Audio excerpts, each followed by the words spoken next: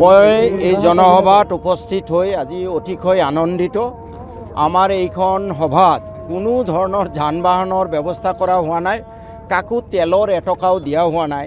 তাৰ পিছতে এই বৃহৎ জনসমাগম দেখি মোৰ বিশ্বাস হৈছে যে অসমৰ ৰাইজে ধুবুৰীৰ পৰা শদিয়ালৈ সকলো ৰাইজে বোধহয় আজিৰ যি প্ৰতিগন্ধময় ৰাজনৈতিক পৰিৱেশ সেই পৰিৱেশৰ পৰা উদ্ধাৰ পাব খুজিছে আৰু বোধহয় সাম্প্ৰদায়িক ৰাজনীতিৰ অৱসান, সকলো ধৰণৰ সাম্প্ৰদায়িক ৰাজনৈতিক দলক বিদায় দি বোধহয় আমি আকৌ শংকৰ আজানৰ অসম, আমি আকৌ সেই লাচিত বাঘ হাজৰিকাৰ সেই দিনৰ অসম বোধহয় আমি আকৌ নিৰ্মাণ কৰিব পাৰিম। মই নাই কৰা এতিয়াও, কিন্তু মোটামুটি সিদ্ধান্ত লৈছোঁ। যদি দলে বিবেচনা কৰে উপযুক্ত বুলি ভাবে তেতিয়াহ'লে মই ৰাইজৰ দলৰ পৰা নিৰ্বাচন খেলাটো নিশ্চিত। ইমান দিনে দুমোজাত আছিলোঁ, কিন্তু আজি ইয়াত মই কোনোদিন কোনো ইলেকশ্যন মিটিং এই অঞ্চলটোত এটেণ্ড কৰা নাই। আজি ৰাইজৰ যিটো মৰম দেখি মই ভাবিছোঁ আজি মোৰ বক্তব্যৰ যোগেদি সিদ্ধান্তটো স্পষ্ট কৰি দিম। বক্তব্যৰ যোগেদি কৰিম, আপোনালোকে ৰেকৰ্ড কৰি ল'ব। আজি আব্দুল খালিকে কৈছে আপুনি খালি দল বগৰাই থাকে, কি ক'ব? এইবোৰ কোনে কি কয়, দ্যাট ইজ ইমেটেৰিয়েল ফৰ মি। মোৰ কাৰণে ৰাইজৰ উন্নয়ন, ৰাইজৰ মংগল কৰা, মোৰ কামৰ দ্বাৰা যাতে ৰাইজৰ মংগল হয়, সেইটোৱে মোৰ আটাইতকৈ ডাঙৰ কথা।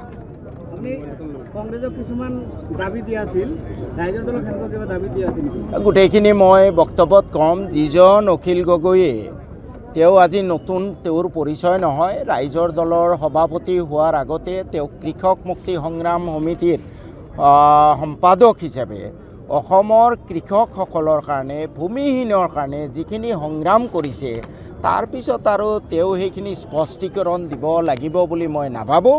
তথাপি মই আজি এটা ৰাইজৰ দলৰ ফালৰ পৰাই বোধহয় তেখেতক এটা স্মাৰক পত্ৰ দিছে, তেখেতে নিশ্চয় এই বিষয়ত দুআষাৰ ক'ব। কিন্তু মই কোনো ধৰণৰ মোৰ আশা নাই। যিজন অখিল গগৈয়ে মুখ্যমন্ত্ৰী হিমন্ত বিশ্ব শৰ্মাৰ সাম্প্ৰদায়িক ৰাজনীতিৰ বিষয়ে, বদৰুদ্দিন আজমল চাহাবৰ সাম্প্ৰদায়িক ৰাজনীতিৰ বিষয়ে, মেৰু বিভাজনৰ বিষয়ে সদা সৰব যিজন অখিল গগৈ ডাঙৰীয়াই বিধানসভাৰ পবিত্ৰ মজিয়াত ক'ব পাৰে, মুখ্যমন্ত্ৰীৰ চকুত হৈ যে আপুনি মুছলমানৰ বিৰুদ্ধে ঘৃণাৰ টোপোলা এটা লৈ ফুৰে, সেই অখিল গগৈৰ পৰা জানিবলগীয়া, আশ্বস্ত হ'বলগীয়া মই ভাবোঁ মোৰ একো নাই। মই অলৰেডি তেওঁৰ অন্তৰাত্মা, মোৰ ওচৰতে তেওঁ বহে, মই অন্তৰাত্মাই কৈ আছে তেখেত এজন মানৱতাবাদী মানুহ, মানুহক ভালপোৱা মানুহ। ধৰ্ম বৰ্ণ নিৰ্বিশেষে তেখেতে অসমৰ গোটেই মানুহকে লৈ আগবাঢ়ি যাব খোজে, অসমখনক সোণৰ অসম কৰিব খোজে, অসমখনক ভাৰতৰ ভিতৰত 1 নম্বৰ ৰাজ্য কৰিব খোজে। এই কথাখিনি মোৰ উপলব্ধি হৈছে। মই আজিহে ৰাইজৰ দলৰ লগত সংযুক্ত হৈছোঁ, জইন কৰা নাই এতিয়াও। মই ভাবোঁ যে অসমৰ ৰাইজ, বিশেষকৈ আমাৰ জুবিন গাৰ্গ ডাঙৰীয়াৰ, আমাৰ অতি প্ৰিয় শিল্পী, তেখেতৰ মৃত্যুৰ পিছত আমি তেখেত জীয়াই থাকোঁতে উপযুক্ত সন্মানখিনি দিব নোৱাৰিলোঁ। মই নিজেও অনুশোচনাত দগ্ধ হৈছোঁ যে এই মানুহজনক, এই মহান সন্তানজনক আমি চিনি নাপালোঁ। গোটেই অসমৰ ৰাইজ আজি অনুশোচনাত দগ্ধ।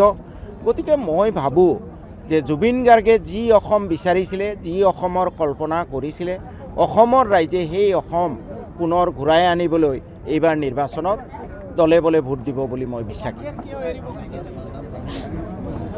This is old question brother. নদীৰ গৰাখহনীয়া নিয়ন্ত্ৰণ কৰিব নাই, ভূমিহীনক ভূমি দিব নাই, ইয়াত কোনো হিন্দু মুছলমানৰ কথা নাই। মাটিৰ পট্টা দিবনে নাই? আপুনি কোনটো চেনেলৰ? হা? So you were blind all these days, I think. You did not hear. I have been giving condition for 5 years. 5 বছৰ কণ্ডিশ্যন দি আছোঁ। আপুনি এটা দল হৈ পেলাই যদি, চেনেল হৈ পেলাই যদি এইখিনি নাজানে, তেওঁলোকে আজিও স্পষ্ট কৰক যে এইখিনি কৰিব।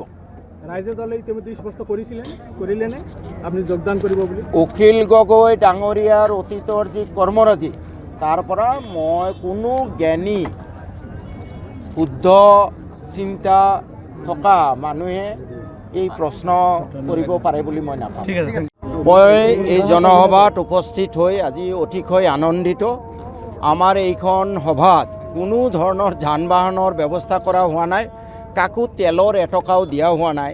তাৰ পিছতে এই বৃহৎ জনসমাগম দেখি মোৰ বিশ্বাস হৈছে যে অসমৰ ৰাইজে ধুবুৰীৰ পৰা শদিয়ালৈ সকলো ৰাইজে বোধহয় আজিৰ যি প্ৰতিগন্ধময় ৰাজনৈতিক পৰিৱেশ সেই পৰিৱেশৰ পৰা উদ্ধাৰ পাব খুজিছে আৰু বোধহয় সাম্প্ৰদায়িক ৰাজনীতিৰ অৱসান, সকলো ধৰণৰ সাম্প্ৰদায়িক ৰাজনৈতিক দলক বিদায় দি বোধহয় আমি আকৌ শংকৰ আজানৰ অসম, আমি আকৌ সেই লাচিত বাঘ হাজৰিকাৰ সেই দিনৰ অসম বোধহয় আমি আকৌ নিৰ্মাণ কৰিব পাৰিম। মই নাই কৰা এতিয়াও, কিন্তু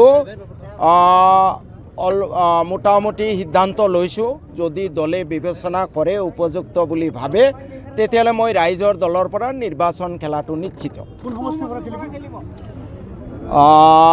ইমান দিনে দুমোজাত আছিলোঁ, কিন্তু আজি ইয়াত মই কোনোদিন কোনো ইলেকশ্যন মিটিং এই অঞ্চলটোত এটেণ্ড কৰা নাই। আজি ৰাইজৰ যিটো মৰম দেখি মই ভাবিছোঁ আজি মোৰ বক্তব্যৰ যোগেদি সিদ্ধান্তটো স্পষ্ট কৰি দিম। বক্তব্যৰ যোগেদি কৰিম, আপোনালোকে ৰেকৰ্ড কৰি ল'ব। আজি আব্দুল খালেকে কৈছে আপুনি খালি দল বগৰাই থাকে, কি ক'ব? এইবোৰ কোনে কি কয়, দ্যাট ইজ ইমেটেৰিয়েল ফৰ মি। মোৰ কাৰণে ৰাইজৰ উন্নয়ন, ৰাইজৰ মংগল কৰা, মোৰ কামৰ দ্বাৰা যাতে ৰাইজৰ মংগল হয় সেইটোৱে মোৰ আটাইতকৈ ডাঙৰ কথা। কংগ্ৰেছক কিছুমান দাবী দিয়া আছিল, ৰাইজৰ দলৰ ক্ষেত্ৰত কিবা দাবী দিয়া আছিল নেকি? গোটেইখিনি মই বক্তব্যত ক'ম। যিজন অখিল গগৈয়ে তেওঁ আজি নতুন, তেওঁৰ পৰিচয় নহয়। ৰাইজৰ দলৰ সভাপতি হোৱাৰ আগতে তেওঁ কৃষক মুক্তি সংগ্ৰাম সমিতিৰ সম্পাদক হিচাপে অসমৰ কৃষকসকলৰ কাৰণে, ভূমিহীনৰ কাৰণে যিখিনি সংগ্ৰাম কৰিছে তাৰপিছত আৰু তেওঁ সেইখিনি স্পষ্টীকৰণ দিব লাগিব বুলি মই নাভাবোঁ। তথাপি মই আজি এটা ৰাইজৰ দলৰ ফালৰ পৰাই বোধহয় তেখেতক এটা স্মাৰক পত্ৰ দিছে, তেখেতে নিশ্চয় এই বিষয়ত দুআষাৰ ক'ব।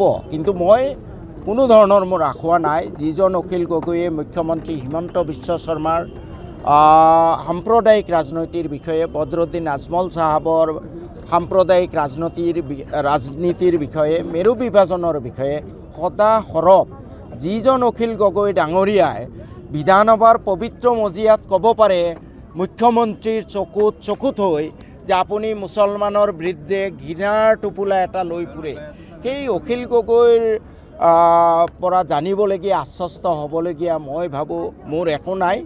মই অলৰেডি তেওঁৰ অন্তৰাত্মা, মোৰ ওচৰতে তেওঁ বহে, মই অন্তৰাত্মাই কৈ আছে তেখেত এজন মানৱতাবাদী মানুহ, মানুহক ভালপোৱা মানুহ, ধৰ্ম বৰ্ণ নিৰ্বিশেষে তেখেতে অসমৰ গোটেই মানুহকে লৈ আগবাঢ়ি যাব খোজে, অসমখনক সোণৰ অসম কৰিব খোজে, অসমখনক ভাৰতৰ ভিতৰত 1 নম্বৰ ৰাজ্য কৰিব খোজে। এই কথাখিনি মোৰ উপলব্ধি হৈছে। মই আজিহে ৰাইজৰ দলৰ লগত সংযুক্ত হৈছোঁ, জইন কৰা নাই এতিয়াও। মই ভাবোঁ যে অসমৰ ৰাইজ, বিশেষকৈ আমাৰ জুবিন গাৰ্গ ডাঙৰীয়াৰ, আমাৰ অতি প্ৰিয় শিল্পী, তেখেতৰ মৃত্যুৰ পিছত আমি তেখেত জীয়াই থাকোঁতে উপযুক্ত সন্মানখিনি দিব নোৱাৰিলোঁ। মই নিজেও অনুশোচনাত দগ্ধ হৈছোঁ যে এই মানুহজনক, এই মহান সন্তানজনক আমি চিনি নাপালোঁ। গোটেই অসমৰ ৰাইজ আজি অনুশোচনাত দগ্ধ। গতিকে মই ভাবোঁ যে জুবিন গাৰ্গে যি অসম বিচাৰিছিলে, যি অসমৰ কল্পনা কৰিছিলে, অসমৰ ৰাইজে সেই অসম পুনৰ ঘূৰাই আনিবলৈ এইবাৰ নিৰ্বাচনত দলে বলে ভোট দিব বুলি মই বিশ্বাস কৰোঁ। This is old question brother. নদীৰ গৰাখহনীয়া নিয়ন্ত্ৰণ কৰিব নাই, ভূমিহীনক ভূমি দিব নাই, ইয়াত কোনো হিন্দু মুছলমানৰ কথা নাই। মাটিৰ পট্টা দিবনে নাই? আপুনি কোনটো চেনেলৰ? হা? So you were blind all these days, I think. You did not hear. I have been giving condition for 5 years. 5 বছৰ কণ্ডিশ্যন দি আছোঁ। আপুনি এটা দল হৈ পেলাই যদি, চেনেল হৈ পেলাই যদি এইখিনি নাজানে, তেওঁলোকে আজিও স্পষ্ট কৰক যে এইখিনি কৰিব। ৰাইজৰ দলে ইতিমধ্যে স্পষ্ট কৰিলেনে আপুনি যোগদান কৰিব বুলি? অখিল গগৈ ডাঙৰীয়াৰ অতীতৰ যি কৰ্মৰাজি, তাৰ পৰা মই কোনো জ্ঞানী, শুদ্ধ চিন্তা থকা মানুহে এই প্ৰশ্ন কৰিব পাৰে বুলি মই নাভাবোঁ।